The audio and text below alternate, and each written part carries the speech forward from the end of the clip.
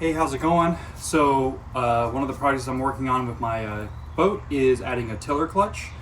That's this guy right here.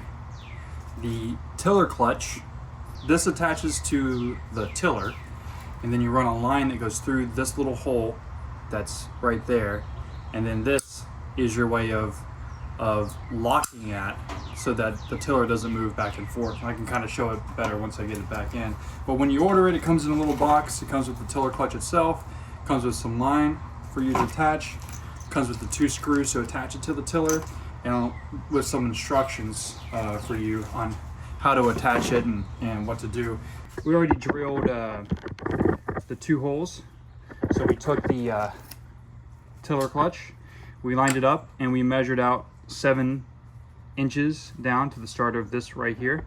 And then we took a hammer and a nail and punctured 2 marks as our holes, and then we drill these 2 holes with the appropriate drill bit size.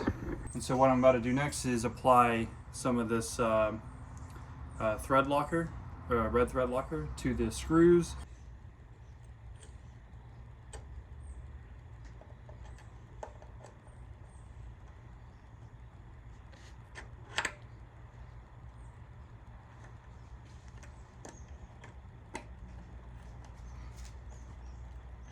This is the tiller clutch installed with the line that's running through it, and I'm just attaching it to my combing cleats back here. Now what you can do is you can install like eye hooks or anything like that here and run it back and attach it back here. It gives you a little bit more space there, as well as makes it easier for you to raise and lower your tiller, but mine actually doesn't go up and down like that, so I'm not worried about it. The other thing is you probably don't want to go to these kind of cleats because you can make adjustments on the fly as opposed to like cleating them off like this. However, I'm just going to do this because it's just a cheaper situation for me, and I want to test it out and see how well it runs. But essentially, you know, you have free reign to move the tiller around, right? But when you want to lock it off, then you have a little lever that you pull, and now it's locked in one spot. In fact, you can set it to an angle like this, and this is why you want to be able to adjust, right? So if I set it to an angle like let me move it to the other side just to make it a little bit easier on me. Say I put it here and I want to have this angle.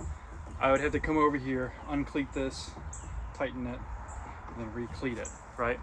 And then now it's stuck to that level. And if I wanted to bring it back to the center, I would need to uncleat it, bring it back, and then cleat it off again. Because it's, you know, a little bit different of an angle to work with.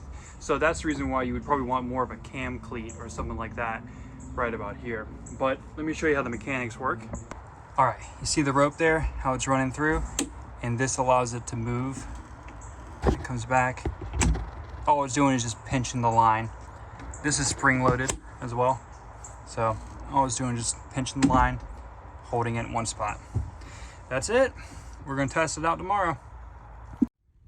Taking the boat out on Lake Alto to test out the tiller clutch. All right, I'm out here. Got the boat going. Got the tiller clutch running. And we are going. It does, it's pretty nice. I have to say, for like a small boat, you know, you're really doing most of your, sailing, not with the tiller as much as with the sails, I think, you know.